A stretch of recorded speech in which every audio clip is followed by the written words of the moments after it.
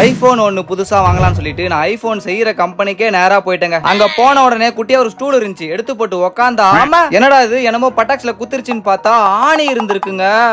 இங்க பாருங்களா, இந்த கம்பெனில இருக்கவங்க எல்லாருமே பயங்கர சின்சியரா ஒர்க்க பாக்குறாங்க. ஒவ்வொரு போனையும் மேக் பண்ணதுக்கு அப்புறம் அது எல்லாமே கரெக்டா இருக்கா அப்படி இப்படின்னு full testing, selfie camera testing, speaker phone testing, இவ்வளோ ஏன் கேம் டெஸ்டிங் கூட பண்றாங்க. இங்க பாருங்க, ஆப்பிள் பணியார சட்டி செப்டம்பர்ல லான்ச் பண்றாங்களாம். ஏங்க கொஞ்சம் பார்த்து சொல்லுங்க, காசு ரொம்ப கம்மியா இருக்கு, இது என்னப்பா அது அப்படின்னு கேட்டதுக்கு இது எங்க நியூ கேமரா அடுத்த செப்டம்பர்ல லான்ச் அப்படின்றாங்க. அதுக்கப்புறம் ஒரு 4-5 ஐபோன் மாடல்ஸ் எடுத்து காமிச்சாங்க. எனக்கு ஒன்னும் அவ்வளோக்கும் செட்டே ஆகல. ஃபைனலா நியூவா வந்த ஒரு மாடல் காமிச்சாங்க, அது எனக்கு ரொம்ப பிடிச்சிருந்துச்சு. அதை கொண்டு போயிட்டு நான் கேமரா டெஸ்டிங்லாம் பண்ணேன். நான் நினைச்சதோட பர்ஃபார்மன்ஸ் செம்மையா இருந்துச்சு இந்த போன்ல. சோ அதனால டக்குன்னு காசை கொடுத்து வாங்கிட்டேன். இந்த போன் வாங்கினதால ஒரு கோல்டு காயின் ஃப்ரீயா தந்தாங்க. ஆமா, பாக்ஸ்ல எங்க சார்ஜரே காணோம் அப்படின்னு கேட்டதுக்கு நாங்க கோல்டு காயின் கூட ஃப்ரீயா தருவோம், பட் ஆனா சார்ஜர் மட்டும் ஃப்ரீயா தரவே மாட்டோம் அப்படின்ட்டாங்க.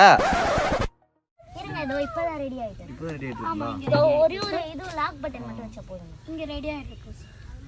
இதுங்களா? ஆமா. இதுல ஒண்ணுமே இல்லைங்க. ஐயோ ஐயோ சாரிங்க, வந்துச்சுங்க, சாரிங்க. ஐயோ நல்லா இருக்கு, இது நல்லா இருக்கு. பாருங்க, நல்லா இருக்கானே. ஜூம் பண்ணி காட்டுங்க அப்படியே கொஞ்சம். ஹலோ.